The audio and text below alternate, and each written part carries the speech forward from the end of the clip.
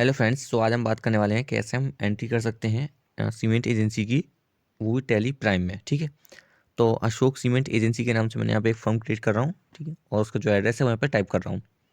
ठीक है, तो ये प्राइम में मेरी पहली वीडियो है जो कि एक कंपनी क्रिएट करके उसकी अकाउंटिंग जो बता रहा हूँ। ठीक है, तो यहाँ पे आप स्टेट और उसके बाद अपनी कंट्री यहाँ पे सेलेक्ट कर लेंगे। ऑलरेडी से यहाँ पे आ रही है कंट्री। ठीक है, नहीं आती है तो आप सेलेक्ट कर लेंगे अपनी कंट्री।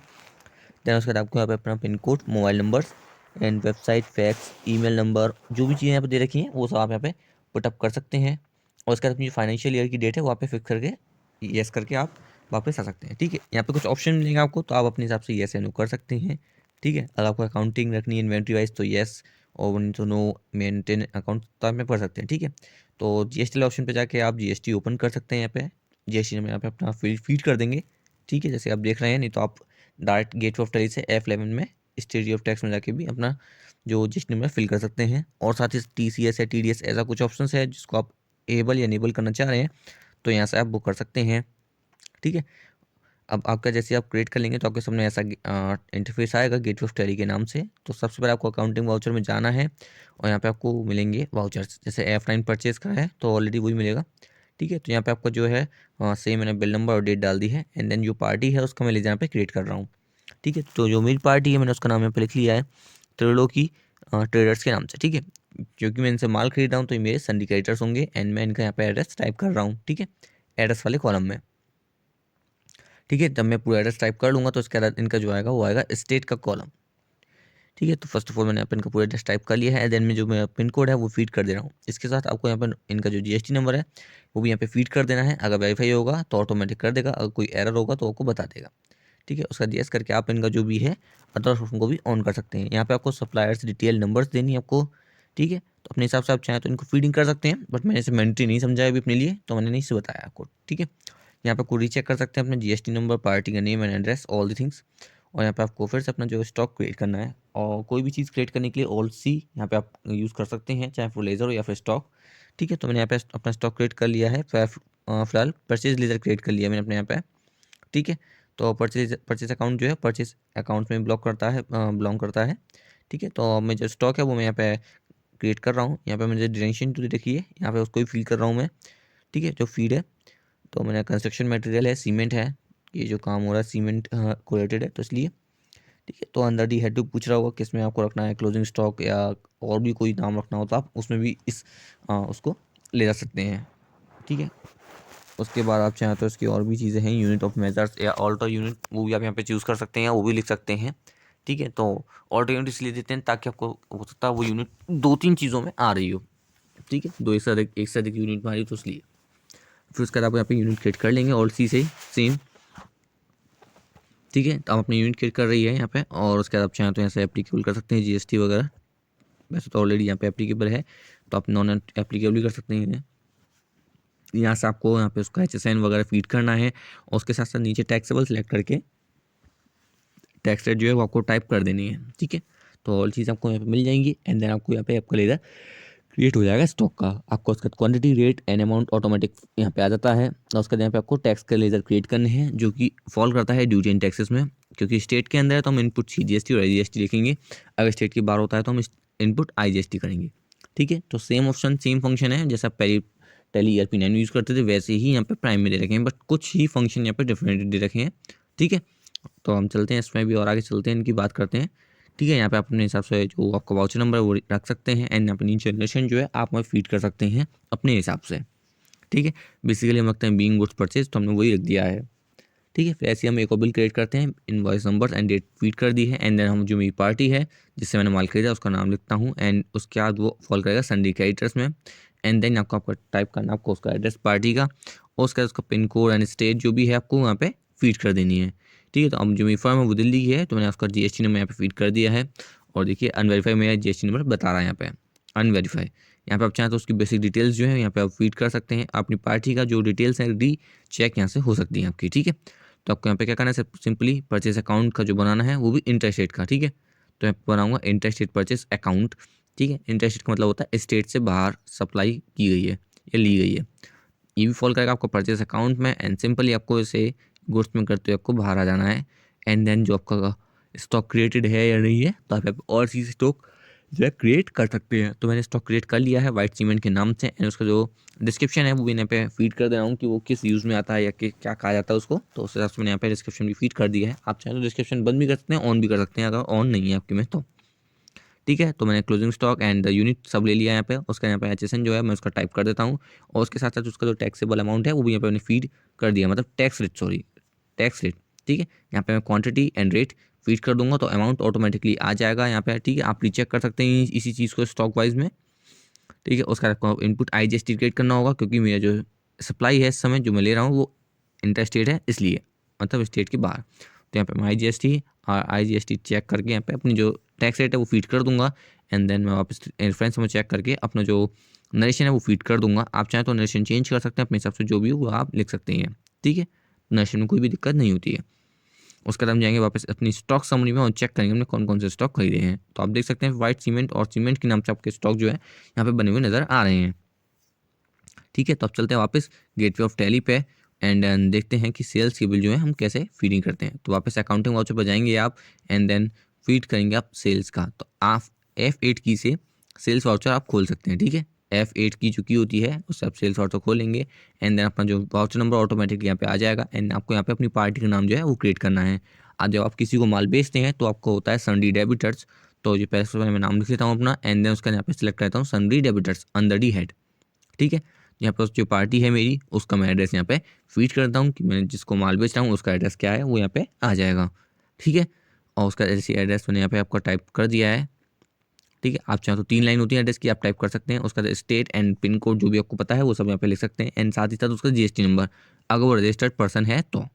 ठीक है, एंड यहाँ पे आपको बाकी की बेसिक डिटेल्स आप देख सकते हैं, गाड़ी number, delivery date, delivery charge वगैरह ऐसी कोई चीज़ें हैं तो यहाँ पे आप फीड कर सकते हैं। ठीक है, वापस से रीचेक कर सकते हैं उसका address and then all the things.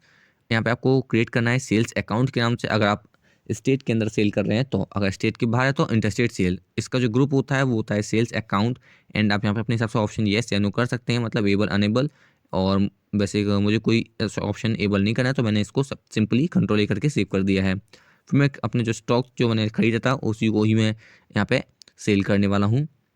ठीक है, तो मैंने क्वांटिटी एंड रेट ले लिए हैं यहाँ पे, एंड देन रीचेक करके मैंने यहाँ पे आउटपुट CGST के नाम से क्रिएट कर लूँगा। आपको जो भी टैक्स एंड लाइबिलिटीज़ होती हैं टैक्स वाली, तो वो जाती हैं ड्यूटी एंड टैक्सेस में। ठीक है, तो ड्यूटी एंड टैक्सेस का मतलब ये होता है ड्यूटी और टैक्सेस जो आपकी जा रही हैं वो GST के अंदर जाके CGST एक्ट मैंने यहाँ पे ले लिया है, और मैं अब जो क्रिएट करूँगा आउटपुट SGST, तो वो भी ड्यूटी एंड टैक्सेस में जाकर GST में जाकर SGST को बिलोंग करेगा। ठीक है, तो सबसे पहले लिखता हूँ यहाँ पे आउटपुट SGST, और उसके बाद यहाँ पर जाऊँगा duty and taxes GST and SGST को लेके यहाँ पे जो टैक्स रेट है वो यहाँ पे फीड कर दूंगा, एंड ऑटोमेटिकली यहाँ पे आपका जो टैक्स है वो यहाँ पे आ जाएगा। एंड आपको वापस रेफरेंस नंबर चेक करके अपना नरेशन जो है वहाँ पे टाइप कर देना है। ठीक है, तो यहाँ पे देख सकते हैं कि आपका जो नरेशन नंबर आपने यहाँ पे वो टाइप कर दिया है। ठीक है, तो फिर से मैंने अपनी जो मेरी नेक्स्ट पार्टी है जो नेक्स्ट बिल जो कर रहा है तो उसके लिए मैंने यहाँ पे फिर से यहाँ पे उस पार्टी का नाम क्रिएट कर दिया है, एंड देन वो जाएगा आपका सन्डी डेबिटर्स में, क्योंकि जो है माल में उससे जो माल है मैं उसको बेच रहा हूँ। तो ठीक है, और यहाँ पे उसका जो एड्रेस है वहाँ पे टाइप कर देंगे। अब फिलहाल जो मैं जो माल बेच रहा हूँ वो आपकी इंटर स्टेट है, मतलब स्टेट से बाहर जो होती है वो है, उसको सप्लाई कर रहा हूँ ये माल को मैं। तो फिलहाल मैं स्टेट जो है वो गलत जो है सही चूज़ करता हूँ, हरियाणा जो है।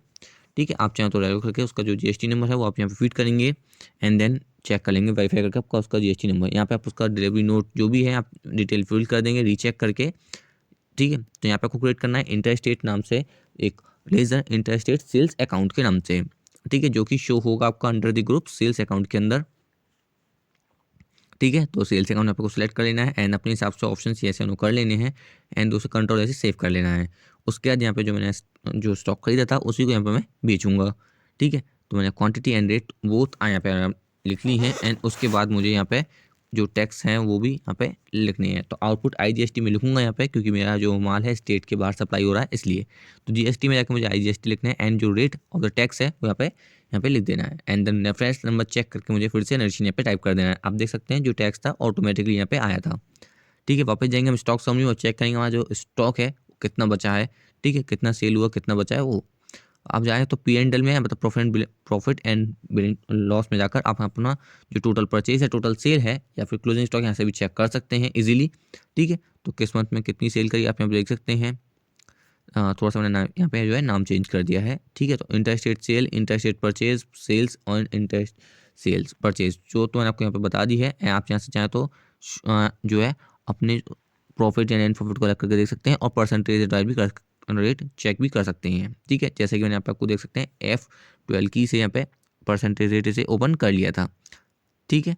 तो इसके बाद आप वापस जाएंगे क्लोजिंग स्टॉक में। आपको अगर आप पता करना चाहते हैं कि उसका स्टॉक जो है वो कितने परसेंट पे गया है, पर स्टॉक पे कितना प्रॉफिट हुआ है, तो वो भी आप यहाँ से पता लगा सकते हैं, ठीक है। तो इजीली तरीके से यहाँ पे आपको कुछ नहीं करना है, F12 करके ओपनिंग आउट और जो आपका ओपनिंग आउटवर्ड्स और इनवर्ड्स होता है उसको यस कर लेना है। और साथ ही साथ नीचे एक ऑप्शन होगा ग्रॉस प्रॉफिट के नाम से, ठीक है, उसको भी आपको यहाँ पे ऑन कर देना है। तो यस कर देंगे तो आपको जो प्रॉफिट है पर स्टॉक वाइज आपको यहाँ पे दिखाई दिया जाएगा कि जो आपका प्रॉफिट हुआ है वो पर स्टॉक कितना हुआ है, ठीक है। आप अपने आप ऑप्शन जो पढ़ेंगे यहाँ से आपको उसको अपने आप समझ में आ जाएगा कि आपको कौन सा यस या नो करना है। फिर भी अगर कोई डाउट है तो आप हमें कमेंट कर सकते हैं ताकि हम उसके लिए भी अलग से वीडियो या फिर अलग से कोई डिस्क्रिप्शन आपको बता सकें, ठीक है। तो बेसिकली मैं आपको यहाँ पे यस कर देता हूँ। आप देख सकते हैं जो मेरा पर स्टॉक है वो यहाँ पे आ रहा है इस तरह से, एंड जो जीरो ट्रेड स्टॉक था उसको भी मैंने यहाँ पे ओपन कर लिया, आप देख सकते हैं जैसे मैंने ऑप्शन से यूज़ किया था, ठीक है। अब हम जाते हैं अगली ओर, ठीक है। यहाँ पे आप देख सकते हैं क्रिएट के नाम से लेज़र, अगर हमने जो लेज़र है वो क्रिएट कर लेते हैं थोड़ा सा, ठीक है। तो हम जो एक लेज़र क्रिएट करने जा रहे हैं वो हमने यहाँ पे लेज़र क्रिएट कर लिया XYZ बैंक के नाम से, क्योंकि अगर मान लो पेमेंट रिसीव या पेमेंट करने वाले हैं तो वो भी हम किसी बैंक से ही करेंगे, ठीक है। वैसे कैश में भी हो जाता है बट आप बेसिकली जो है मेन रीज़न जो होते हैं वो बैंक से ही किए जाते हैं, मेन ट्रांजेक्शन जो होते हैं वो बैंक से ही होते हैं, ठीक है। तो अब गए हम बैंक से, तो मान लो अब हम अपनी जो बैंक स्टेटमेंट है उनकी एंट्रीज करेंगे या फिर हमारे जो वाउचर्स हैं उनकी हम एंट्री करेंगे यहाँ पे, ठीक है। तो आप F6 रिसीप्ट जो वाउचर होता है वहाँ से आप एंट्री करेंगे रिसीप्ट की, जो आपके पास पेमेंट रिसीव हो रहा है बाय बैंक या बाय कैश, जैसे भी आपको पेमेंट रिसीव हो रहा है तो वो आप यहाँ से एंट्री करेंगे। तो मेरी जो फर्म थी उसने मुझे कुछ पेमेंट किया है तो मैं उसकी यहाँ पे एंट्री कर रहा हूँ। आप यहाँ पे चेक नंबर वगैरह फीड कर सकते हैं उसका कि आपको क्या चेक नंबर मिला है या फिर कैसे NEFT RTS किया है उसने पेमेंट, एंड नीचे आपको नरेशन टाइप कर देना अपने हिसाब से कि वो जो भी आप लिखना चाहें नरेशन में, बट मैं लिखूंगा being amount received from my party, ठीक है। आप चाहे तो कुछ भी लिख सकते हैं नरेशन में, ठीक है। नरेशन कितना भी लंबा हो सकता है ये बात इसमें बता दी गई है, ठीक है। तो फिलहाल मैं जो पेमेंट है वो रिसीव कर लेता हूँ अपनी जो दोनों पार्टी हैं उनसे, थोड़ा थोड़ा सा मुझे मिला है बैंक में जो मेरे जो बैंक अकाउंट में है, ठीक है। तो जो मेरे बैंक अकाउंट में पेमेंट रिसीव हुआ है मैं उसकी एंट्री यहाँ पे कर दे रहा हूँ, ठीक है। तो मैंने अपनी जो बैंक अकाउंट मेरी दोनों पार्टी है उनकी एंट्री मैंने यहाँ पे कर दी है, आप देख सकते हैं इजीली। और सेम इसी तरह से आपको जो है F5 में जाकर पेमेंट में उनकी एंट्री करनी है जिनका पेमेंट करने वाले हैं बाय बैंक, ठीक है। उसकी एंट्री आप चाहें तो अपने चेक से भी कर सकते हैं या फिर अपना बैंक से स्टेटमेंट मंगा के उससे भी आप एंट्री कर सकते हैं, ठीक है। तो हम चलेंगे अब सीधे बैलेंस शीट में जाकर चेक करेंगे कि हमने जो पेमेंट किया था, देख लिया। आप देख सकते हैं सनी डेबिटर्स में हमें कुछ पेमेंट रिसीव हुआ है, ठीक है। तो जो बैलेंस हमारा कुछ कम हुआ है सनी डेबिटर्स में जो पैसे आने वो यहाँ पे दिख रहे हैं, आप देख सकते हैं। पर सनी क्रेडिटर्स में या फिर आपकी जो यहाँ पे IGST है वो आप यहाँ देख सकते हैं कि आपको कितनी इनपुट IGST क्लेम करनी है या करी है आपने, और कितनी आउटपुट अपना IGST या CGST जो IGST वो दी है, ठीक है। तो यहाँ पे आप चेक कर सकते हैं ड्यूटी एंड टैक्सेस में जाके करंट लाइबिलिटीज में जो हेड आपका उसमें, ठीक है। बैलेंस शीट में आकर वो भी चेक कर सकते हैं। एंड देन हम बात करते हैं सीधे सीधे आपके बैंक अकाउंट में कितना डिपॉजिट हुआ है उसकी भी हम उसे चेक कर लेते हैं। वापस जाएंगे वाउचर में एंड सेलेक्ट करेंगे F5 payment voucher, and then करेंगे हम यहाँ पे पेमेंट, ठीक है। तो हमारी जो पार्टी है जिनसे हमने माल खरीदा था हम उनको पेमेंट करने वाले हैं बाय द बैंक, तो उनकी जो एंट्री है वो हम करेंगे यहाँ पे, ठीक है। आप चेक नंबर वाइज जो चाहें वो लिख सकते हैं इस जो कॉलम में, एंड अपने हिसाब से नरेशन जो आप यहाँ पे टाइप कर सकते हैं, ठीक है। फिलहाल जो मेरे पास टैली प्राइम वो एजुकेशनल मूड पे है तो इसमें जो है डेट चेंज नहीं हो सकती, बट आपकी जो टैली प्राइम वर्केबल होगी लाइसेंस वाली होगी उसमें आप डेट चेंज कर सकते हैं, ठीक है। तो मैंने पहले ही जो अमाउंट पे किया उसका मैंने यहाँ पे लिख लिया है, एंड देन सेकंड अमाउंट जो पे करने वाला हूँ उसका भी मैंने यहाँ पे उसकी एंट्री यहाँ पे कर रहा हूँ, ठीक है। कोई भी डाउट हो तो आप मुझे कमेंट कर सकते हैं, ऊपर आपका सबसे पहले party name and then bank आएगा, ठीक है। ऑटोमेटिकली आपको यहाँ पे टेली प्राइम में बता दिया जाएगा अगर नहीं भी है तो, और वैसे बेसिकली अकाउंट के रूल्स आपको पता ही होंगे तो आप उसमें भी उस तरह से भी यहाँ पे कर सकते हैं अकाउंटिंग। आशा करता हूँ आपको मेरी वीडियो ये समझ में आई होगी, और कोई भी डाउट हो तो आप मुझे कमेंट कर सकते हैं ताकि मैं अपनी आने वाली नई वीडियोज़ के अंदर आपके डाउट्स को क्लियर कर सकूँ, ठीक है। तो मैंने आपको यहाँ पे सब चीज़ बता दी, बैलेंस में कैसे बैलेंस चेक करें, पार्टीज़ का हो, बैंक का हो, या फिर किसी भी आउटपुट GST या CGST चेक करनी हो, टैक्स वगैरह चेक करना हो तो आप यहाँ से बैलेंस शीट चेक कर सकते हैं। और साथ ही साथ P&L में जाकर अपने stock and purchase and sales का यहाँ पे आप लिस्टिंग कर सकते हैं। ठीक है, तो मिलते हैं नेक्स्ट वीडियो में नेक्स्ट क्वेश्चंस के साथ। Thank you very much.